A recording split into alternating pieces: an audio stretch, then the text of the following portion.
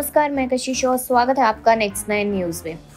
गुजरात में विधानसभा के बजट सत्र के दौरान बीजेपी नेता हार्दिक पटेल ने पहली बार बोलते हुए बीजेपी सरकार को घेरा। उनके सवाल पर विधानसभा स्पीकर शंकर चौधरी ने भी उनकी तारीफ की। साथ ही उन्होंने हार्दिक पटेल के सवाल को एक अच्छा सवाल भी बताया। हार्दिक पटेल ने भूपेंद्र पटेल सरकार से पूछा था कि क्या वो 75 से 100 साल पुरानी विरासत और खराब वित्तीय हालात वाले स्कूलों को अपने विंग के तहत लेने की तैयारी कर रहे हैं। अब दरअसल सरकार उन स्कूलों की संख्या कम करने का प्रयास कर रही है, जिससे सरकार को कोई लाभ मिलता नहीं दिख रहा। एक महीने में ऐसा दूसरी बार हुआ जब हार्दिक पटेल ने अपनी सरकार की नीतियों पर सवाल खड़ा किया। हार्दिक पटेल ने इससे पहले गुजरात सरकार में कृषि मंत्री राघव जी को पत्र लिखा था।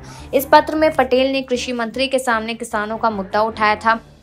अहमदाबाद जिले के विरमगाम समेत कुछ क्षेत्रों में किसानों द्वारा जो कपास उगाई जाती है उसके औसत मापदंडों में बदलाव को लेकर ही हार्दिक पटेल ने सवाल उठाया था।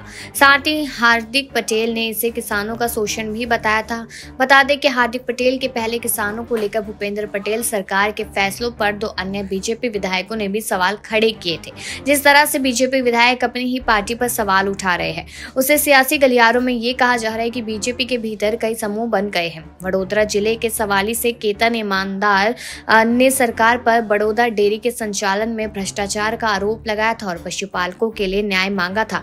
वहीं वडोदरा जिले के सावली से केतन इनामदार ने सरकार पर बड़ौदा डेयरी के संचालन में भ्रष्टाचार का आरोप लगाया था। साथ उन्होंने सरकार के पशुपालकों के लिए न्याय मांगा था। सरकार का विरोध करने वाले दूसरे विधायक किशोर कनानी ने सरकार को पत्र लिखा था। उन्होंने इसमें शिकायत की थी कि सरकारी योजना के तहत जो छात्र विदेश में पढ़ाई के लिए जाते हैं उनको लोन देरी से दिया जा रहा है। अब यहाँ पर कुछ ऐसी बातें और भी कही जा रही है कि हार्दिक पटेल को अभी तक कोई खास जिम्मेदारी नहीं दी गई, उन्हें कैबिनेट में नहीं आगे किया गया, इसलिए हार्दिक पटेल नाराज चल रहे हैं। तो इस वजह से कहीं ना कहीं हार्दिक पटेल कोई बड़ा कदम उठा सकते हैं लोकसभा चुनाव से पहले, जिससे कहीं ना कहीं बीजेपी को नुकसान होगा। तो आपको ऐसा लगता है क्या? तो इस पर अपनी राय जरूर दें और बाकी ऐसी खबरों के लिए देखते रहिए नेक्स्ट 9 न्यूज।